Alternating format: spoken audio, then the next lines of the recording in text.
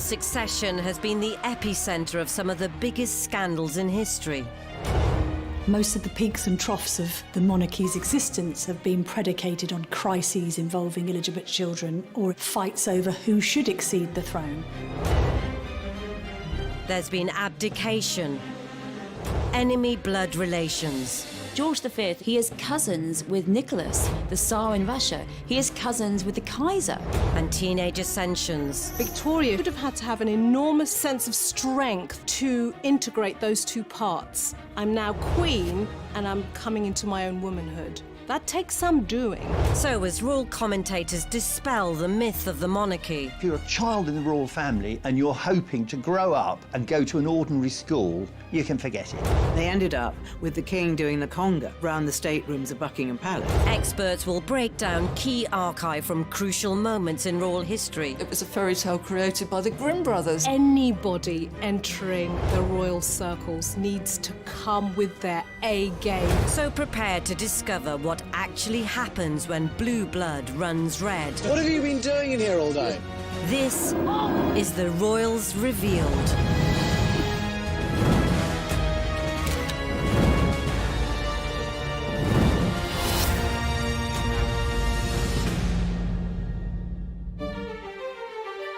This episode will reveal just how important succession is to the royals.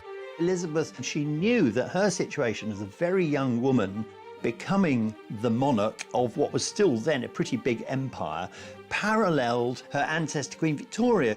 And although the monarchy may seem stable enough today, She wants to go down in history as an extraordinary monarch, and she will. We have become used to seeing the traits that she uses as being primarily regal and idealistically regal. In a way, we tend not to question them very much. do the next in line need to learn the lessons of the royal bloodline? I think abdication remains a dirty word in the Queen's vocabulary because she still blames Edward VIII for thrusting her father onto the throne and effectively blames that for his premature death. Henry VIII had loads of sons out of wedlock, and we even had a situation in which James II, when his wife was pregnant, everyone said it was a fake bump. To avoid making the same mistakes in the future. He knows exactly his position when he becomes sovereign, that he's got to put up and shut up, in so many words. The Queen has been the ultimate constant in British life, and that, of course, puts pressure on everyone that follows her to do just as good a job. On the 2nd of June 1953, the world rejoiced at the coronation of a new queen. Coronation in 1953 was a tremendous morale booster. There were street parties up and down the country. There were beacons up and down the countries. Everywhere you looked, there was flags, there was bunting, there was happiness. People were happy because it was a terrific day. One of the most important coronations of the last century, given that it's led to this record-breaking reign by Elizabeth. Nearly 7 decades on, it's almost impossible to conceive that there was a time when she may not even have taken up the mantle of monarch. Elizabeth II was brought up as a little girl who was never intended to be queen. Her life was one to be of an aristocratic marriage on a big estate in the country, and everything changed when she was 10, when her uncle Edward VIII abdicated. He risks the power and the glory of his position and creates the greatest British crisis in centuries as he clashes with cabinet and parliament. The Duke of York is next in line for the British throne, and next to him in succession is his eldest daughter, the Princess Elizabeth, shown here with her father and mother. She was just a little girl, and she and her sister Margaret were at home, and they heard people shouting outside, and they went to ask a footman, what's happening? And the footman said, your uncle Edward VIII has abdicated, and your father is George VI. And Margaret said to Elizabeth, does that mean you'll be queen now? And Elizabeth said, I suppose so. Princess Elizabeth to go from being third in line to heir, aged only 10, must have felt quite destabilising, because I'm wondering whether the behaviour of those around her would have shifted gear, because she'd have gone from being an aristocrat, minding her own business, to suddenly in the spotlight, and the attention on her to groom her behaviour for her path to the throne would have been of paramount importance.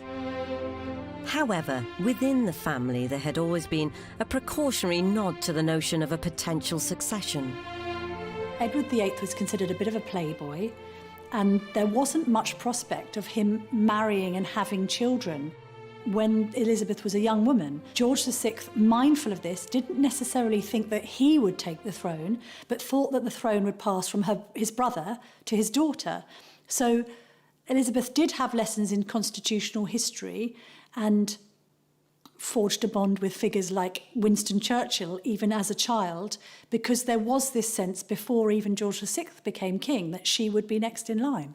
Now, a lot of that framework and structure may very well be about protocol, how to behave, which knives and forks, all that kind of stuff, how to, greet heads of state. What might not get as much attention is her emotional and psychological well-being, because this is still a little girl growing up in this environment where suddenly she's got a lot more to think about. And at 10 years old, what are you thinking about?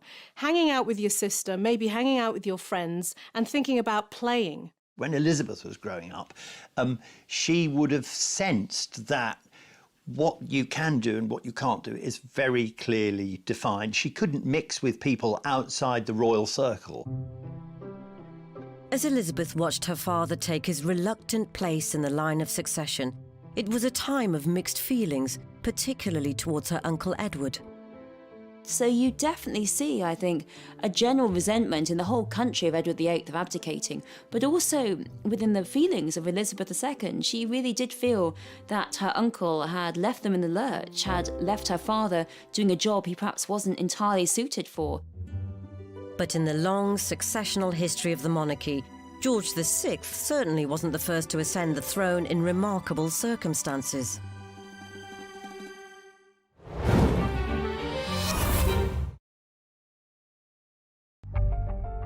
May 1937 marked a milestone in British constitutional history, as after the controversy of Edward VIII's abdication, a confused nation finally got back some stability with George VI's coronation.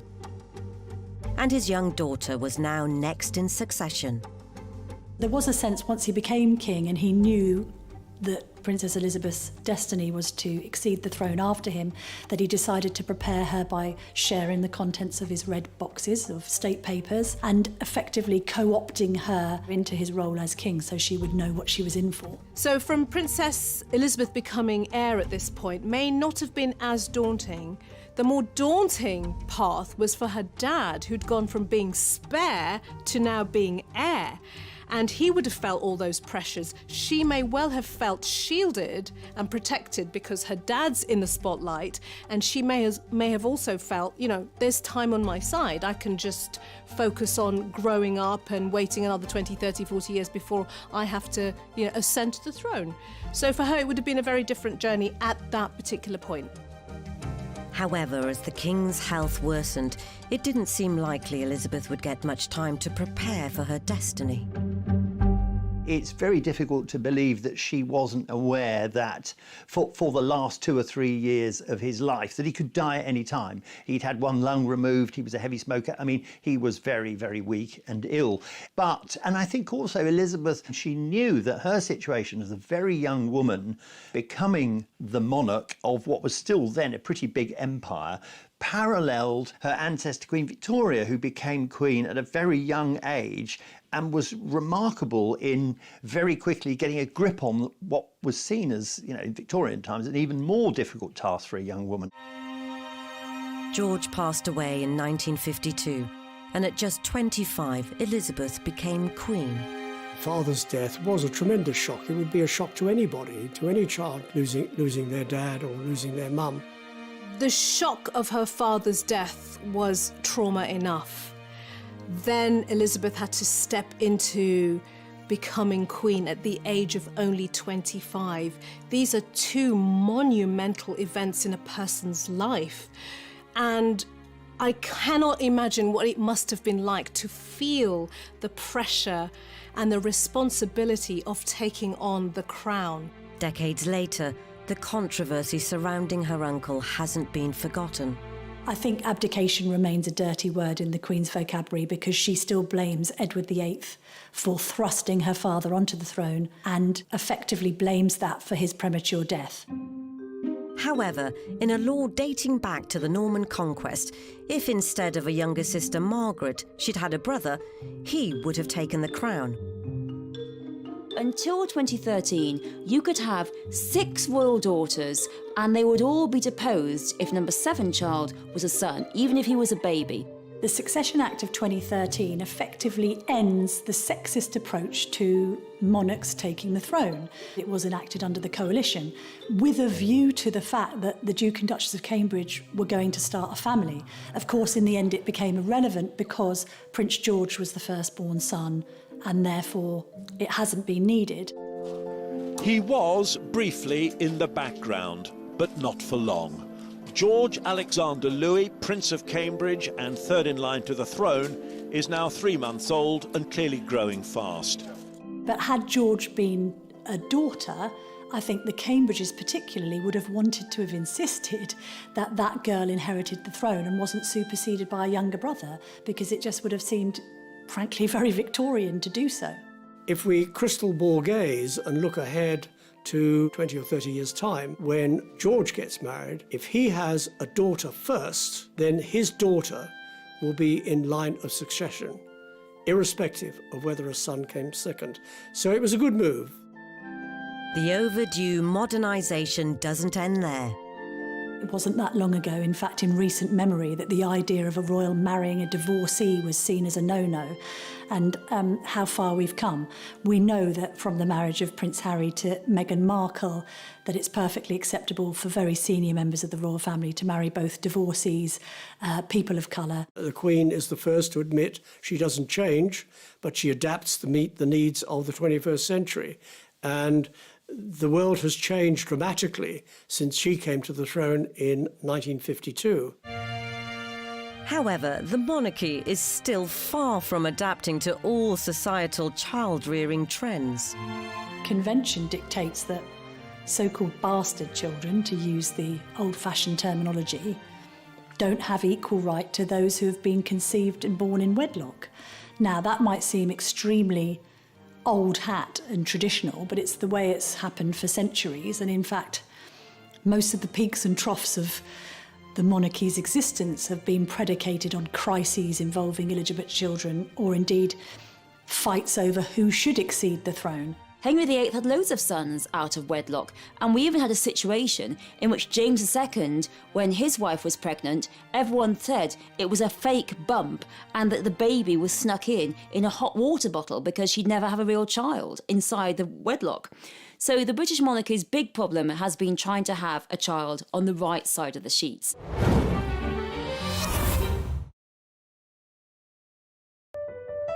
Many have claimed that they are born of royal blood. Most startlingly, in recent years, US publication The Globe alleged Prince Charles and Lady Diana had a secret daughter called Sarah. I must confess I have no knowledge of a secret daughter called Sarah born to Princess Diana and Prince Charles, as alleged by The Globe. I think that's just perhaps a headline too far, a conspiracy theory that has been widely debunked and isn't given much respect. The monarchy has clearly stabilised since, but some of her predecessors had a fight to get to the throne in the first place. Not least, much heralded leader, Queen Victoria. Queen Victoria was someone who really turned the fortunes of the monarchy around. And Victoria was also seen as the monarch of empire. This was the moment in which the British Empire became the race for land, oppression, conquest, looting, and Victoria was this queen over it all. Yet photos from the latter half of the 19th century don't exactly radiate an effervescent leader. I think, like all Victorian photographs, they probably took about half an hour to take the photograph.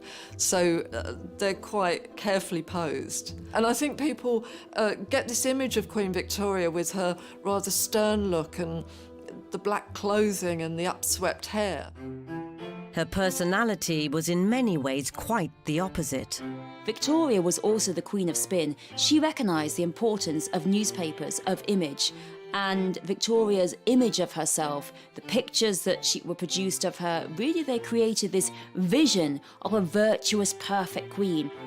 The power of Victoria's image was such that one picture of Victoria and Albert with a Christmas tree meant that the Christmas tree went viral, and after that everyone had to have a Christmas tree when they never really had one before.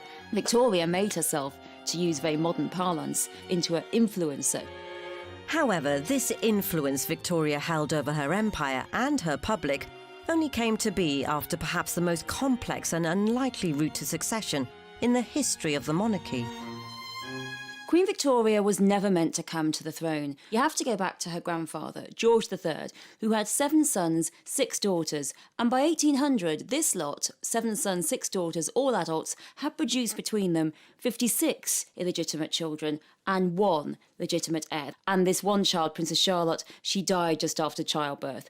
And without Princess Charlotte, there was not a single other child.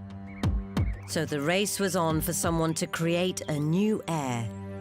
All the uncles, all the sons of George III suddenly thought, I need to get rid of my mistress, marry a German princess as a Protestant, and then have a child, because if I have a child, I'll get loads of money and pay off all my debts. So it was pretty mercenary, really. And an unlikely sire came to the forefront as Edward, the Duke of Kent, set out on a marital quest. He's only really got a small potential amount of possibilities. She has to be Protestant, she has to be royal, and she has to be of childbearing age. Also, she has to be willing to marry a man who's nearly twice her age because he's 50, and he was pretty lucky to get Victoire of Leiningen, a young woman who was 30 with 2 children, which proved that she could have children, and unlike many of the other royals, they did also manage to have a legitimate child. Victoria was born at Kensington Palace in May 1819. She was, well, a healthy little baby, but so far from the throne, she's a girl, and she's the daughter of the 4th son. No one's ever going to see her come to the throne, but her father said, my brothers are not so strong as I am, the throne will come to me and my children. He died just 8 months later. His father, George III, 6 days after that, meaning baby Victoria was 3rd in line to the throne. Before long, she'd be first.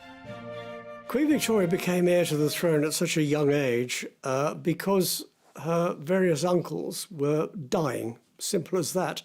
She was living at Kensington Palace and she was informed that she was now Queen Victoria, and that's how she came to the throne at such a young age. George IV had been next to go, leaving brother number 3, now William IV, in power. With Victoria only 11 and on course for the throne, her mother and her advisor, John Conroy, set about preparing for her destiny. She was given very strict structure. She was raised in this Kensington system of education that was devised by her mother's advisor, Conroy. And that gave her limited access to other children. How she was educated was controlled. And interestingly, Victoria shared a bedroom with her mother until she was 18 years old. So think about that, very hyper-protected. But were the Guardian's eyes on a greater prize all along? What John Conroy and Victoria's mother wanted is for Victoria to come to the throne as a child so that they would be the power behind the throne. And so you have this incredible fight between mother and daughter about when Victoria comes to the throne. If you think about the relationship between Victoria and her mother, in today's terms, she'd be described as a helicopter mother.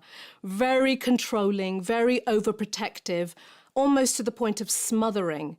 And from Victoria's point of view as a growing girl into a young woman, she probably felt like she couldn't breathe. And this kind of level of control can cause a real adversarial relationship between mother and daughter. So I wonder whether there was some kind of battle between the two of them going on. Battle for independence by Victoria and battle for control by the mother. This is how I want you to be moulded. Fortunately, Victoria had a high-powered ally.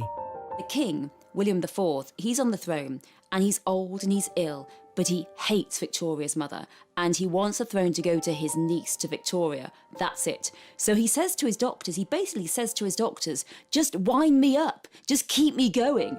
And Victoria's 18th birthday party, he's too ill to go, but it's a wonderful party. Victoria has a marvellous time. And guess what? Her mother storms off early because Victoria's 18th birthday means the end of all her mother's hopes of being power behind the throne. Having got his wish, William IV passed on weeks later, leaving the now considered adult Victoria to take the reins. This is an 18-year-old girl who's just coming into womanhood, finding her own voice, wanting to find her own identity separate to being the child of someone.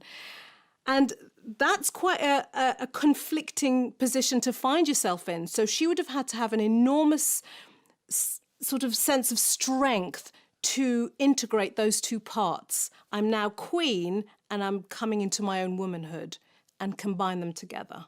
That takes some doing. And there was such an avalanche of enthusiasm for her.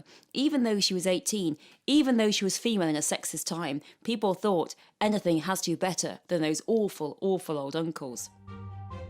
Victoria was crowned in 1838, and having latterly married Prince Albert of Germanic aristocracy, wasted little time in creating her own successional line. She was a very sexual woman. I mean, it's almost as though she was chasing Albert around the palace at some times, trying to get a conjugal right. And he was making excuses to sort of, no, I need a rest, and then keeping away from it. If you look back through history, you've got Prince Albert, you've got other consorts, but they've probably been known for their breeding potential. Victoria's first child is Princess Vicky, and really within 3 months of Princess Vicky's birth, Victoria is pregnant again. They have the heir, who the future Edward VII, he's number 2, and then they keep going. And of course this is because, for one great reason, that big families are power. And for Albert and Victoria, they want to marry their children into the other European royal families to create links, to create friendships and create relationships, because Albert and Victoria believe that if your children are all married into foreign royal families, then you will never, ever want to go to war. Queen Victoria had unknowingly set the stage for colossal successional damage that would have disastrous consequences for the British royal family. Victoria had a high-powered ally. The king, William IV, he's on the throne, and he's old and he's ill, but he hates Victoria's mother, and he wants the throne to go to his niece, to Victoria. That's it. So he says to his doctors, just wind me up, just keep me going. And Victoria's 18th birthday party, he's too ill to go, but it's a wonderful party. Victoria has a marvellous time. And guess what? Her mother storms off early because Victoria's 18th birthday means the end of all her mother's hopes of being power behind the throne. Having got his wish, William IV passed on weeks later, leaving the now considered adult Victoria to take the reins. This is an 18-year-old girl who's just coming into womanhood, finding her own voice, wanting to find her own identity separate to being the child of someone. And that's quite a conflicting position to find yourself in. So she would have had to have an enormous sort of sense of strength to integrate those two parts. I'm now queen and I'm coming into my own womanhood, and combine them together. That takes some doing. And there was such an avalanche of enthusiasm for her. Even though she was 18, even though she was female in a sexist time, people thought anything has to be better than those awful, awful old uncles. Victoria was crowned in 1838, and having latterly married Prince Albert of Germanic aristocracy, wasted little time in creating her own successional line. She was a very sexual woman. I mean, it's almost as though she was chasing Albert around the palace at some times, trying to get a conjugal right. And he was making excuses to sort of, no, I need a rest, and then keeping away from it. If you look back through history, you've got Prince Albert, you've got other consorts, but they've probably been known for their breeding potential. Victoria's first child is Princess Vicky, and really within 3 months of Princess Vicky's birth, Victoria is pregnant again. They have the heir, the future Edward VII, he's number 2, and then they keep going. And of course, this is because, for one great reason, that big families are power. And for Albert and Victoria, they want to marry their children into the other European royal families to create links, to create friendships and create relationships, because Albert and Victoria believe that if your children are all married into foreign royal families, then you will never, ever want to go to war. Queen Victoria had unknowingly set the stage for colossal successional damage that would have disastrous consequences for the British royal family.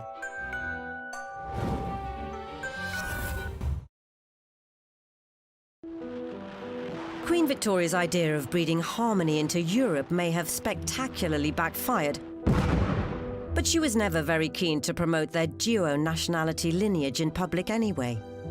Victoria and Albert are very clear to say that they're a British family, that they only speak English at home, that they have nothing to do with Germany. It's just Albert was from there. But Albert does speak German to the children, and you might say it's quite a good idea. After all, in his view, they will all end up married to Germans, so they might as well learn how to speak to their future spouses. And the royal family is really quite a German one at heart, even though in public show it's always very English. Victoria's 9 children gave her an astonishing 42 grandchildren as she set about a complicated scheme of continent-wide bloodlines. Queen Victoria was an arch matchmaker, and she wanted all of her children married into royal families across Europe. Of course, spreading haemophilia as they went, but never mind about that. And you have a situation thus that all of the monarchies are even more interrelated than they ever were. Though her family was spreading the seed far and wide, Victoria herself lived a much more reclusive life after Albert's death in 1861. She was desperately in love with Albert. Her world came crashing down when Albert died in the early 1860s, and nobody saw sight of her except her private secretaries and her prime minister. Though ever the proud queen, she was adamant to appear one final time in public for her Diamond Jubilee in 1897. By this time, the lady was pretty large, and so Thanksgiving service at St Paul's Cathedral had to be conducted with the clergy and the congregation on the steps of St Paul's, while Queen Victoria remained in the carriage because she couldn't actually be got out or even attempt to make the steps into St Paul's. Victoria died in 1901, but would her international royal legacy continue? After Victoria, her son Edward VII becomes king, then his son George V, and George V is the king for the First World War, and you have a situation in which he's related to all of the royal families through his mother's matchmaking efforts. He is cousins with Nicholas, the Tsar in Russia. He is cousins with the Kaiser. Unfortunately, it was anything but happy families. It actually accelerates and intensifies the possibility of war because all these monarchies are related, and all of them are saying not just why has Britain got so much, they're also saying why has our relation got so much. By 1917, the line of royal succession saw Queen Victoria's grandson, George V, now 7 years into his reign, with the world at war. Often during his many tours of the front, His Majesty went up into the danger zone and saw the field artillery at work. King George V and Queen Mary actually started the walkabouts. They went to hospitals, they met the common men and common women, people who were fighting on the front line, people who were injured, people who were recuperating in hospital. They were the king and queen of the people. Despite George's constant shows of support for his troops, there was another war raging back home, a direct result of Queen Victoria's mission to create royal allegiances all over Europe. The outbreak of World War I meant that many Germans living in this country had been seen as really the most marvellous people to have here. Overnight went to enemies, and overnight were hated and lost their jobs. And you actually see incidents in the early days of World War I in which the royal family are actually reported as spies. There was one in which there were said to be suspicious lights coming out of Windsor Castle, which was signalling, apparently, to German U-boats. Now, the police investigated and found it was just the vicar driving home from Windsor Castle, but still there was this appetite, this obsession, this anti-German suspicion, this febrile terror of Germans all across the country. Remarkably, George had visited Germany as recently as 1913 to spend time with their leader, Kaiser Wilhelm II, who also just so happened to be his cousin. The final straw came in June 1917, when an airstrike killed over 100 Londoners, and it was revealed the plane was called a Gotha. The surname Saxe-Coburg-Gotha came from Albert, because Victoria married Albert and took his surname. And so that meant that the royal family's surname was Saxe-Coburg-Gotha. When your king's got the same name, on the one hand, you've got a plane shooting up anything and everything because it perceives the British and Empire forces as the enemy, and it was felt highly inappropriate. Lord Stamfordham, who is the King's private secretary, was very good at judging the mood of the people and didn't so much suggest to the King, said to the King, the name has to be changed. Various names are talked about, usually parts of the country. They're debated, should it be Buckingham, could it be Oxford? Britannia was even thought about, which would have been highly appropriate. But in the end, Windsor is plumped upon. They choose the name Windsor, a completely fake, made-up name, simply because they like Windsor Castle. Just 4 days after the Gotha airstrike, George V had officially changed his name. The House of Windsor remained, as other monarchies throughout Europe fell. But this would have a knock-on effect to future royal generations. With the royal houses of Europe having been largely wiped out after the First World War, the number of possible suitors for Elizabeth and indeed Margaret was greatly reduced, because this was a time when royal princesses were expected to marry princes. This is not the modern era where it was possible to marry someone like Meghan Markle or Kate Middleton. Fortunately, Elizabeth found her Greek prince and duly ascended the throne, and she has made the role of monarch her own. I think we think she's perfect for the job of Queen because we've only seen the Queen being Queen. So that's what the job looks like. And in a way, we have become used and programmed to a certain extent as to seeing the traits that she uses as being primarily regal and idealistically regal. In a way, we tend not to question them very much. Even in her 90s, the Queen shows no signs of stepping down. The Queen is a deeply religious woman who swore her coronation oath before God and would do nothing to end that vow. So while she is of sound mind and body, she will continue to be Queen. I think she feels she's almost living in a sort of an heroic age. She wants to go down in history as an extraordinary monarch, and she will. However, one day the inevitable must happen. I think that we underestimate the destabilising effect the Queen's death will have on the nation. There isn't anybody on earth now that doesn't remember either a Princess Elizabeth or a Queen on the throne. That continuity and stability that the Queen has provided has brought great comfort to not only people in the UK but across the world. Plans have already been made for the Queen's funeral, though only a select few can know what they entail.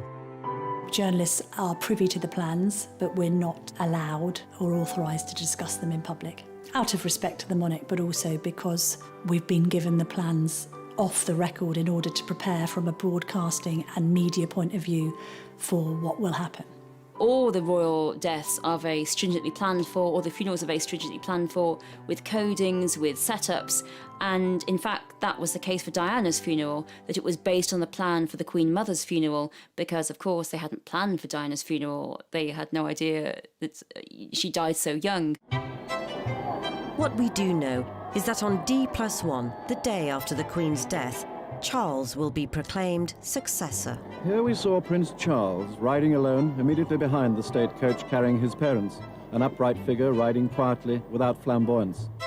Charles will be automatically king, but there will be a proclamation read from St James's Palace and from other parts of the country proclaiming him to be king, sovereign, defender of the faith, and then it will be formalised at his coronation.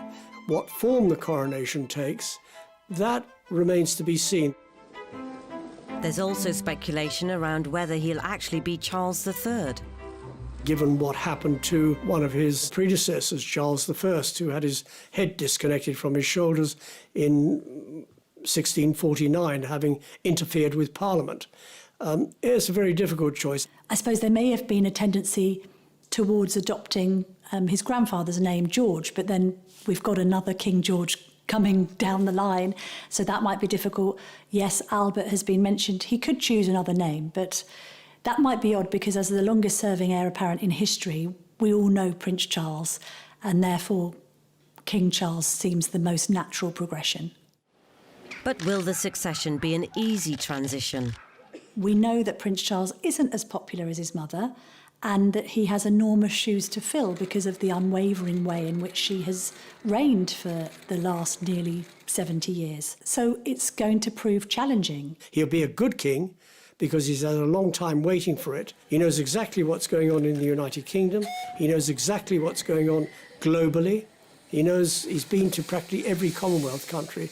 He's well tutored. He's probably the best prepared sovereign that we've ever had. However, some incidents during the long wait have raised questions over his kingly credentials. There was the annual holiday of when they went skiing at Clusters. They had a deal with the press and everybody knew it, and we come out and we have a photograph taken and the press ask a few questions, and then after that you'll leave us alone. It's not a big deal really. These are the ones that the royals feed off for their popularity, and one of them happens to be Nicholas Witchell, who has put in a lot of very sterling royal duty doing that. Charles then turns around and does the worst ventriloquist act in the world with his microphone on and starts being rude about Nicholas Witchell. I can't bear that. He's so brilliant. He started being the son, and his sons were more like the father. His candid aside to his sons really shows what's going on internally. And we're given a little window into that kind of frustration, irritation. And I think he would have been horrified if he'd recognised in that moment that the whole world could hear what he was really thinking. And at that moment, you just want to say to Charles, inside voice, inside voice. I don't think that's the kind of side to the royals that we should be seeing. We probably know that it's there, but it puts them in the worst light. The minute their backs are turned and the smiles turn off, they're slagging everybody off and talking about... It was almost like that little man, you know, it's like that wasn't another human being, really. And I think that was a very dangerous thing to do. Charles has also been accused of meddling in politics with the so-called Black Spider memos, to where he aired his views to ministers on environmental and economic matters. As heir apparent, you would expect him to wing off letters to ministers. You'd expect him to criticise. Nothing government does is perfect. And if he can criticise and get some answers and get some response from them, what is better than doing nothing about it? It actually shows the man for what he is, passionate about the country. There is this sense all the time that you have duty comes first, always duty first. And your own life, your personal life, either has to be sort of hidden away or it has to be looked at by the general public and judged. You've got to be accountable because you're being paid by the taxpayer, and you've got this extraordinary, unique position of responsibility. And he's made very clear in a documentary he made last year, turning 70, that he knows exactly his position when he becomes sovereign, that he's got to put up and shut up, in so many words. Charles has had his fair share of controversy. But is there another successional option waiting in the wings? Not even necessarily the one the public might expect. Long wait have raised questions over his kingly credentials. There was the annual holiday of when they went skiing at Clusters. They had a deal with the press and everybody knew it, and we come out and we have a photograph taken and the press ask a few questions, and then after that you'll leave us alone. It's not a big deal really. These are the ones that the royals feed off for their popularity, and one of them happens to be Nicholas Witchell, who has put in a lot of very sterling royal duty doing that. Charles then turns around and does the worst ventriloquist act in the world with his microphone on and starts being rude about Nicholas Witchell.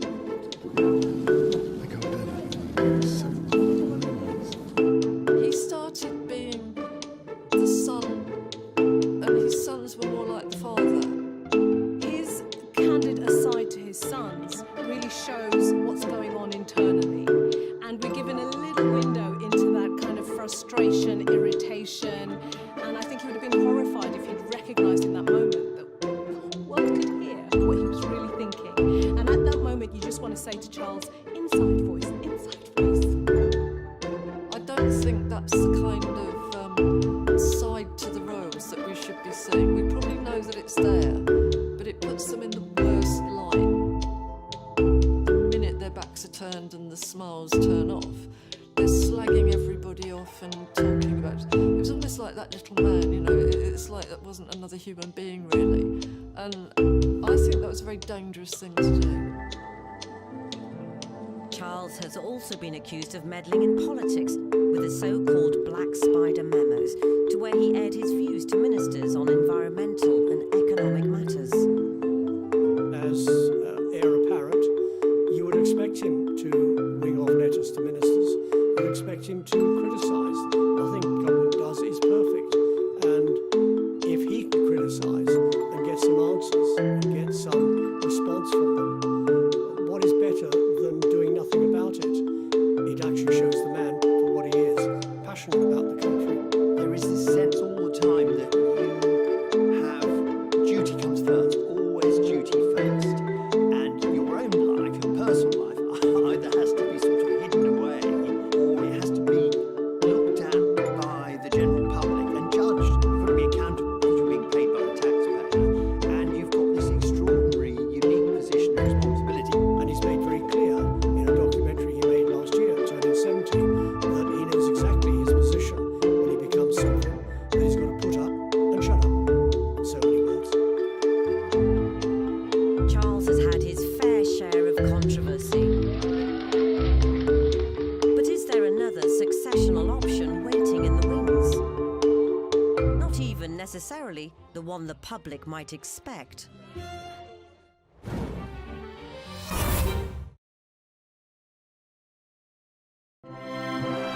During any reign in the long history of the monarchy, there's always been debate regarding succession. And in 2019, a survey claimed nearly half of the British public want Prince William to be the next king, not Prince Charles. But is he made of the right stuff? William has been born and grown up with a burden of responsibility on his shoulders and a set path he needs to follow, which he can't really deviate from, and I think that's quite restrictive. I think there used to be a bit of jokes between him and his younger brother, with Harry sort of saying that he was able to get away with what he wanted because he never had to be king. The only thing that I would think would be that maybe William hasn't been tested in so many situations. He hasn't had a crisis in his life yet in terms of making a mistake and being able to be resilient or being unpopular or anything like that. So that's slightly untested, whereas I think Charles has been through an absolute minefield. It has been quite a bumpy ride for the monarchy, certainly throughout this reign. And William knows about the bumpy ride. He knows what he's got to do, and he knows he's got to steer a straight course, and he will aim to do that. William certainly shares a strong bond with his grandmother. They're both quite shy and introverted, both quite dedicated to duty.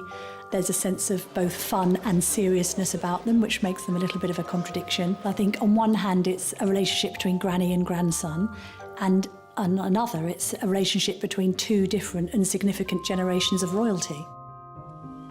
She has a vested interest in him, more so than in anybody else, that he actually gets it right, that he learns the art of kingship. He's learning it from his father, but he can learn it from wise counsel, from his grandmother. And she's doing a lot to help him along the way. If he's not sure about anything, he knows that he can always go to his grandmother. William's rarely put a foot wrong on his journey to the throne, but there's the odd exception. There was a moment where the Queen appeared to admonish Prince William for crouching down and talking to Prince George at Trooping the Colour, marking her 90th birthday. I think this sense that you shouldn't be crouching down on balconies or instructing children to do anything, they should just be well behaved. I think you can see a reflection of that generational change going on, that when William was speaking to his son on the balcony at Buckingham Palace, he was absolutely doing the right thing because he was breeding the next generation of royals. But as far as the Queen saw, no, that's the wrong thing to do because you should be standing up here and doing your duty. William's regal rebuke may have seemed innocuous, but shows how educating the future king hasn't been taken lightly. The Queen has been the ultimate constant in British life. She has been this beacon of stability and continuity, and that, of course, puts pressure on everyone that follows her to do just as good a job. As he gets older, there's signs of another strong female influence on William's life. I think the Spencer legacy, and particularly the Diana Spencer legacy, it's emerging as William gets older. I mean, I love the way that it's been like seeds that are now growing and showing the best side of William. He's clearly got the Windsor genes insofar as a lot of his royal behaviour and his sense of duty, but I think there's almost an even bluer blood in there because of the aristocracy of the Spencers and the way that Diana translated that to modernise the royal family. Yet, in a family of famously strong-willed females dating right back to Queen Victoria, would another actually be the best successor? I think Anne has carved out a very definite role for herself, and I think, like her mother, she has put duty very much in the spotlight. You know, she rolls her sleeves up and she gets stuff done. I have to say that in capital letters, I've never seen anybody as stoic as Princess Anne. She's old school royal, and she has the look of somebody that even if they accidentally chop their leg off, they'd just get up and laugh about it and, you know, carry on with what they were doing. She's like the knight in the Monty Python film, you know, she would never complain about anything. She's a real trooper. I'm not necessarily sure whether the Queen would have preferred Princess Anne to be Queen rather than Prince Charles be King, but she certainly, as the Queen's daughter, her most trusted confidant. May I invite you to final touches to this rather fine oak tree? I think in the absence of her mother, the Queen Mother, and her sister, Princess Margaret, Anne has grown closer to her mother over the years, always associated with being more of a daddy's girl, but actually she's been a stalwart support of her mother. But do the magisterial similarities go even further back? Yes, there would be a lot of similarities between her and the Queen Victoria school of royals. Not just that, but in other aspects of the personality as well. There's that sort of uncompromising dress and styling that Anne wears clothes that she probably bought in 1970-something or other. You know, she swept her hair up at some point when she was about 19 and it stayed up there. It's that I'm not going to bend and flex to fashion. Like Queen Victoria, I think, outwardly hugely intimidating. Though, should the monarchy be looking forward and not back to the bloodlines of yesteryear? It is unique that we have this monarchy in the 21st century that is recognised throughout the world. But I believe this sovereign, Queen Elizabeth II, is very much in touch with the people. You've only got to look at the address she gave on April the 5th over COVID-19, when she uttered the famous phrase, "We will see our friends again, we will see our family again, we will meet again." That's how much in touch she is with the people. People felt very comforted by that. This isn't born out of political ambition or personal ambition. It's born out of a desire to make sure that when the chips are down, the nation can be rallied. And that is very much taken from the Queen Mother and George VI's book of boosting British morale during the Second World War, when, frankly, the nation needs their help. They're enduring, you know, we've had them a long time, and they are also willing to hold on to tradition while also behaving in progressive ways that we can then relate to. And as the Queen has always said, we're here for as long as the public want us to be here. And in the absence of the public calling for there to be a republic and for an abolition of the monarchy, they will continue. And so she overtook Queen Victoria's 63 years on the throne to become the UK's longest-serving monarch in 2015. Elizabeth II displayed a characteristic modesty any future successor will be wise to replicate. Inevitably, a long life can pass by many milestones. My own is no exception. But I thank you all, and the many others at home and overseas, for your touching messages of great kindness.